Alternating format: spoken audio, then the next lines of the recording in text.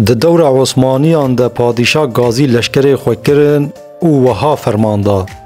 گوهرن چه ظلام جنا خورا خدمت بک هونه 5 مجیدی جزا جبستینن کی عسکری نکربه 5 مجیدی جزا جبستینن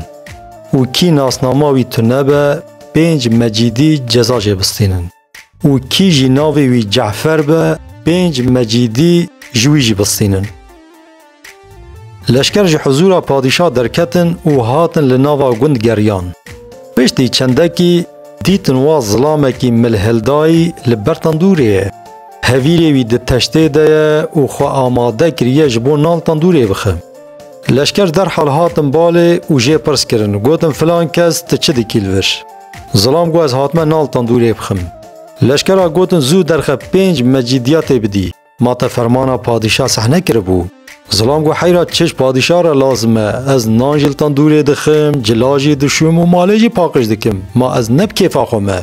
لشکر آگوتن تچه دیکی بکه هایا مشتتنه ام لشکرن جمره چه هاتبه گوتن ام وی امری بجیتینن میرک دبی دا باشه حیرا خدای قبول نکه از 5 مجیدیا بدم لشکر دبیجن دکان ناسنامه خوشی بده ام سجیلات تهیم ببن داکو ام خلطی ناوکی دن نفسینن میرک دبی حیرا ناسنامه متونه لشکر گوتن آنها جزای تبو 10 مجیدی ناسنامات تنبه تی 5 مجیدیه دنجی بدی لورا پادشاه گوتیه اوی ناسناماوی تنبه 5 مجیدیا جویجی بستینن میرک سری خواه راست و چه برو آنی و دبر خدا گولا و او ایرو چه بلا بو اسکتمی هی سری وی دبر دابو لشکر جه پرس کر گوتا عسکری کریه یا نا گو عسکریا چه حاله چه من عسکری نکریه لشکر گو آب خوده ویگا جزای تبو 15 مجیدی زو درخه 15 مجیدیات بدی میرک هیرز دبه هشوی دچه و زانه نکاره تشتکی بکه جقهر دو درانه وی لحف کتن هید وی گاوه ده جناوی جمال درد کفته ورش جمیری خورد بیجن خیره چه بوشته او لشکر چش تتخوازن میرک دبه قد پرسنکه دبیجن تخزمت آجنا خودی کی ناسنامات تنه و تا عسکری نکریه جمرا جزا برینه دبیجن تی 15 مجیدیا بدی